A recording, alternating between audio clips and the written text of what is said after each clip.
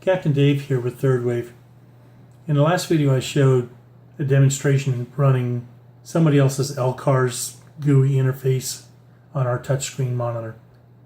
That experience suggested to me that the LCARS interface was going to work for us.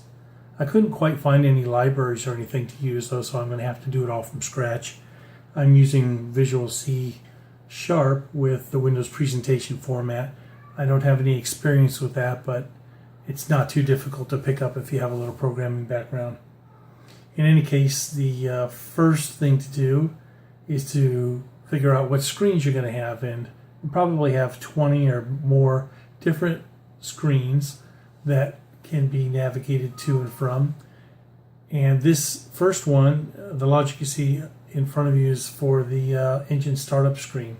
So I created a finite state machine for it, and then I began implementing that in the graphical format here on the actual touch screen.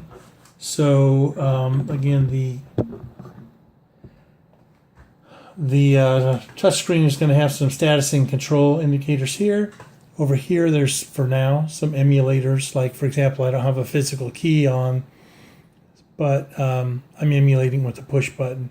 And I don't have a neutral safety switch, but I'm emulating it with the push button. And I don't have a temperature gauge, an oil pressure gauge, and a raw water flow meter hooked up, but I'm emulating them for the purposes of developing the software. The goal is to develop all the GUI stuff, which can be 85% of a project, and then use NMEA 2000 data to get the rest of these parameters in here. In any case, if you start off, there's nothing on the display. You turn the key on, and you get nice graphical 3D spinning key there. You don't get a starter switch. You don't get a neutral switch, or the system is not neutral. So I'm going to put it neutral. You get a neutral indication for both port and starboard engines.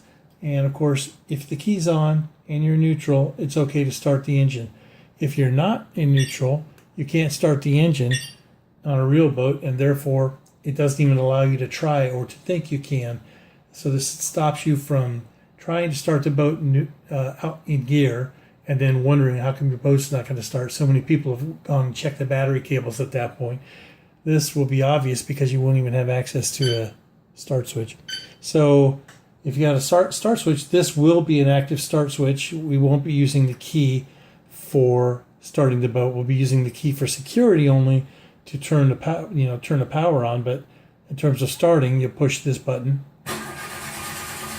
While it's spinning, you can see the crankshaft and some pistons up there that give you the idea that you're cranking, but you haven't started yet.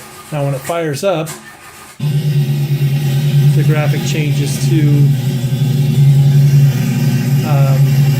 sort of a piston go up and down. It looks like an actual piston in a cylinder. That was for the starboard. There's for the port. Now to shut the noise off, I'll just touch any switch. Any switch you touch will kill the noise. The sound effects aren't part of the end thing. It's just I just threw it in there quickly so to give me more realism as I'm going through this whole process. But now you'll notice that I'm in neutral in one, but I'm in gear in the other. And I'll probably change this with an F or an R instead of N when you're in gear. But for now, it's just neutral or nothing. But that's okay. And the start switch has disappeared because neither should you be able to start the boat or press the starter when the engine's running, nor should you be able to do it when it's not in neutral. So, no key switch there, or no start switch there, no start switch there. But if I turn it off, okay, and now I'm still in neutral. Turn that on, and you get your start switch back. So this is how the basic touch screen is going to work. Over here we'll have cameras of the individual engines. Get rid of these buttons. We'll have cameras of the individual engines, and then those will be sub screens that you can go to that have to do with looking down deeper at maybe numerical data is one push button away. That's the update. Thanks for listening.